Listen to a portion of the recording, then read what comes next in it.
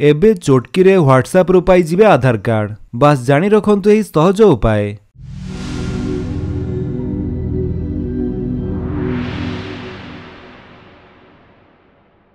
एबे सबुठारु गुरुत्वपूर्ण डॉक्यूमेंट आधार card WhatsApp रे उपलब्ध।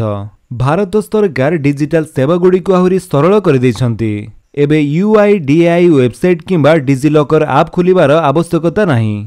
आपण केवल एक व्हाट्सएप चैट माध्यम रे PDF फॉर्मेट रे आपनकर आधार कार्ड डाउनलोड करि परिबे।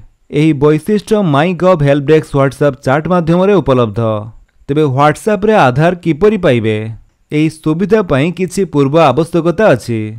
जेमिति कि आपनकर मोबाइल नंबर आधार सहित लिंक होइतिबा उचित। आपनकर एक डिजिलॉकर अकाउंट थिबा आवश्यक।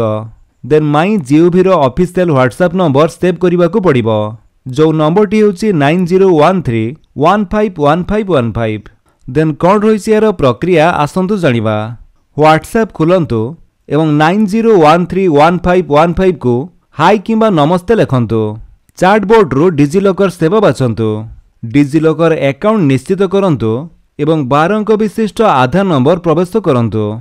आपनकर आधार लिंक होइतिबा मोबाइल नंबर रे मिलिथिबा OTP प्रवेश करंतु। प्रमाणीकरण परे आपण डॉक्यूमेंट गुडीकर एक तालिका पाइबे। आधार चयन करंतु एवं एहाकू व्हाट्सएप रे PDF फॉर्मेट रे पांतु। मने रखंतु गोटिए थरे केवल गोटिए डॉक्यूमेंट डाउनलोड करा जाई परिबो। आधार केवल डिजिलॉकर सहित लिंक हेले उपलब्ध हेबो। जदि कोनोसी लिंक नाही तेबे प्रथमे आपणको डिजिलॉकर ऐप किंबा वेबसाइट को जाई लिंक करबा को पड़िबो। तेबे व्हाट्सएप रे आधार एही सेवा सुरक्षित कि? हां, एहा OTP आधारित जांच उपरे आधारित एवं माई जीओवी द्वारा परिचालित। द्रुत एवं सहज प्रक्रिया, सरकार अनुमोदित एवं सुरक्षित।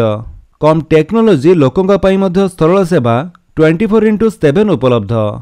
तो फ्रेंड्स, ये थिला आपनको पई किछि अपडेट। जदि आपनको अपडेट भल लागिस तले आपण वीडियो को लाइक कर दियंतु, आपनको सांग मानक भितरे शेयर करी जणांतु। आ जदि आपण हम चैनल नुआ चैनल को सब्सक्राइब करी बेल आइकन दबाई ऑल नोटिफिकेशन कर दियंतु ताकि जेतरो वीडियो अपलोड करिवे आपण देखि परिबे। Thank you for watching.